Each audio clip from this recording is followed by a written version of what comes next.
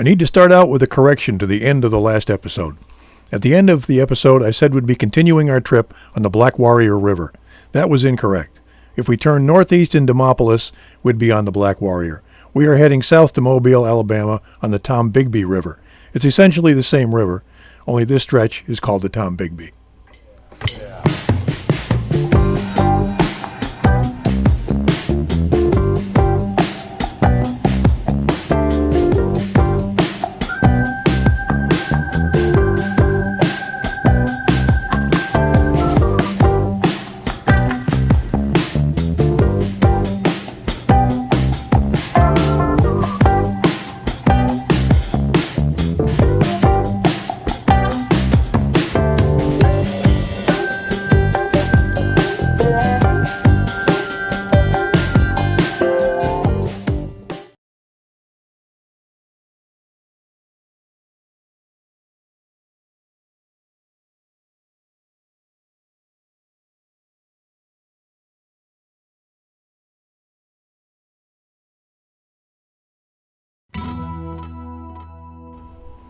As we start this episode, we've been traveling for 5 months.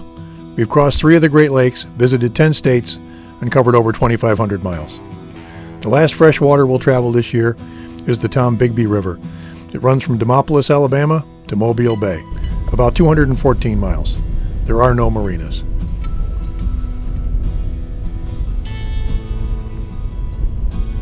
After 2 days at Kingfisher Bay Marina, we leave on November 4th for the short run over to Demopolis Lock and Dam.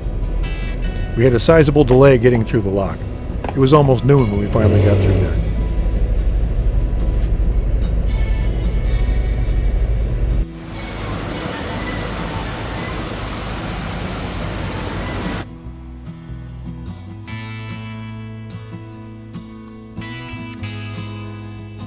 One of the first points of interest was the remnants of the old Rooster Bridge. There isn't anything really noteworthy about the bridge itself. It's what's happened there in 1979. During a flood, the towboat Cahaba got out of control and was swept downstream. It got pinned sideways against the bridge. Then the current rolled the boat on its side and swept it under the bridge.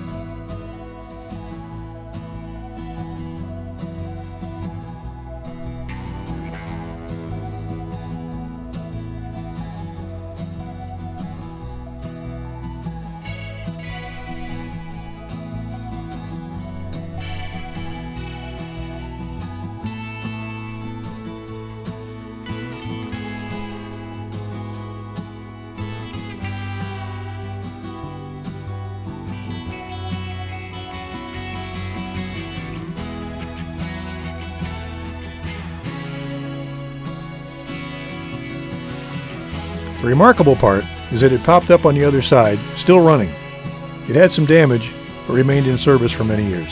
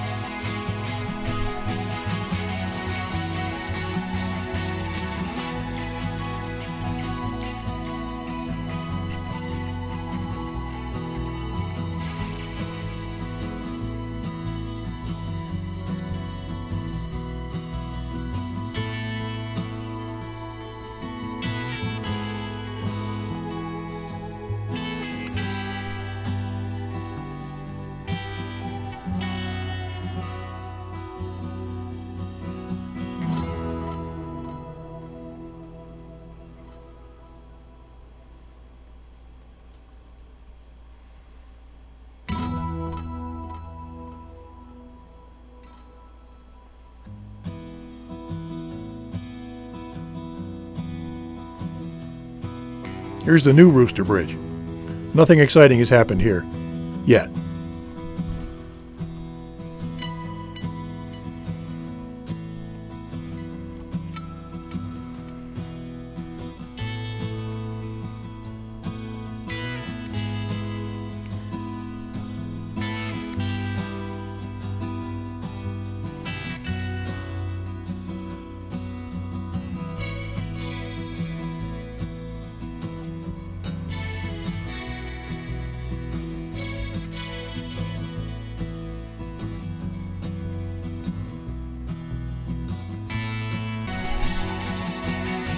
The day was cloudy and cold, with misty rain occasionally.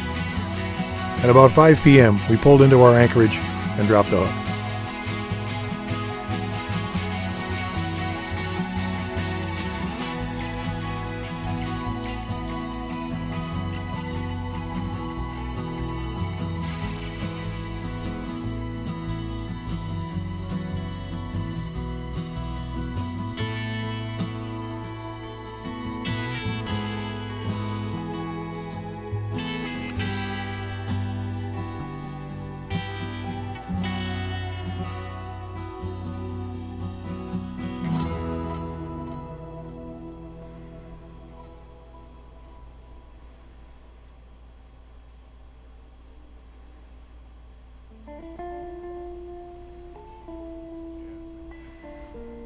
After a peaceful night, we got back underway on Friday morning. This time, we were headed for a well-known looper stopover, Bobby's Fish Camp.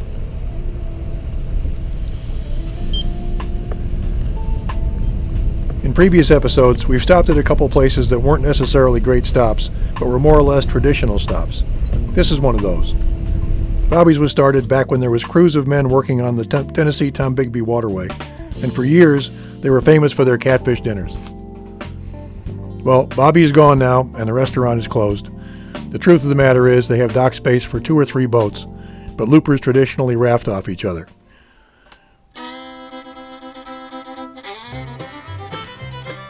Our first night at Bobby's, there was 10 or 11 boats.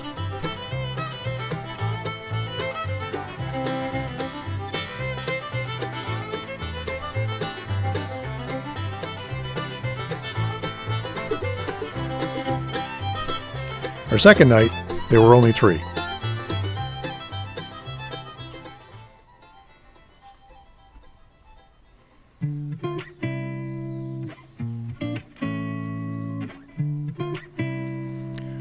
On Sunday morning, we left the dock at Bobby's and headed to the Coffeeville lock, which is the last lock on the Tombigbee River and the last we'll see for this year.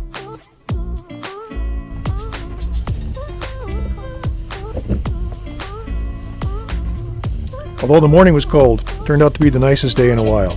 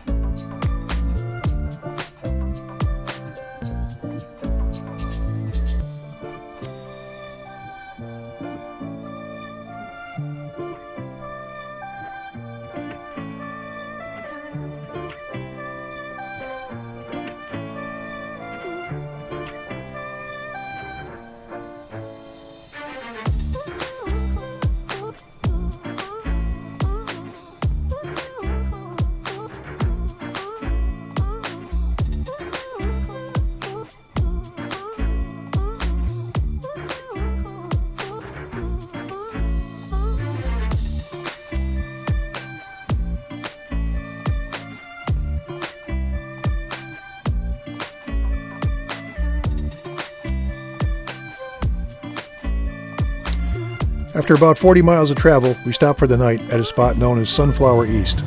2 sailboats were there when we arrived, and 2 additional power boats joined us later for a quiet evening.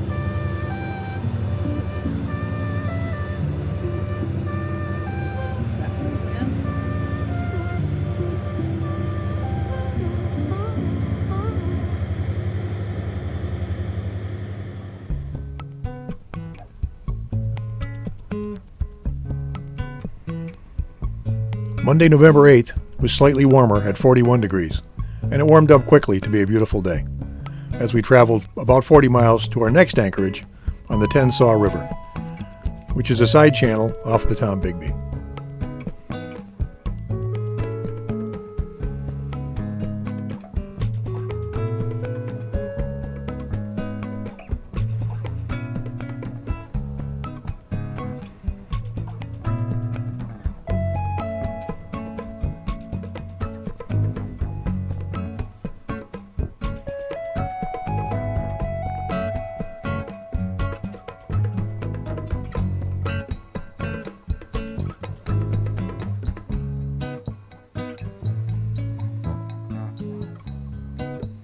We got there fairly early in the afternoon, so we had time to relax and enjoy the place before grilling some chicken for dinner.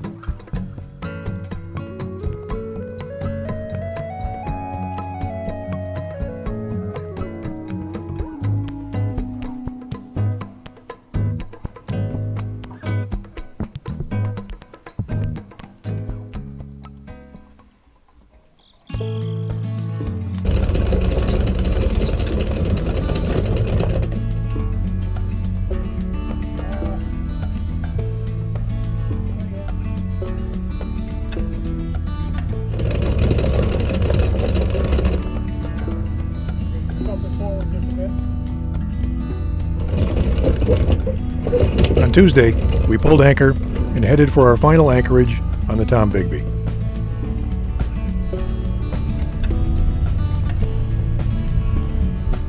It's in an area called Big Bayou Canot, in a side channel near 12 Mile Island.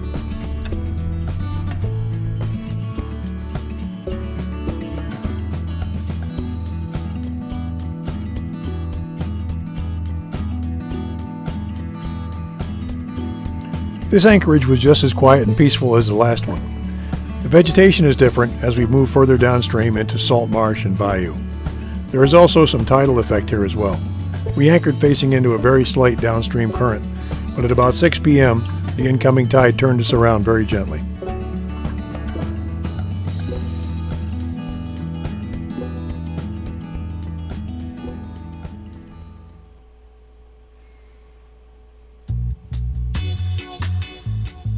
Wednesday, November 10th, and we left our last anchorage on the Tombigbee, passed through Mobile, Alabama, and crossed Mobile Bay to Fly Creek Marina.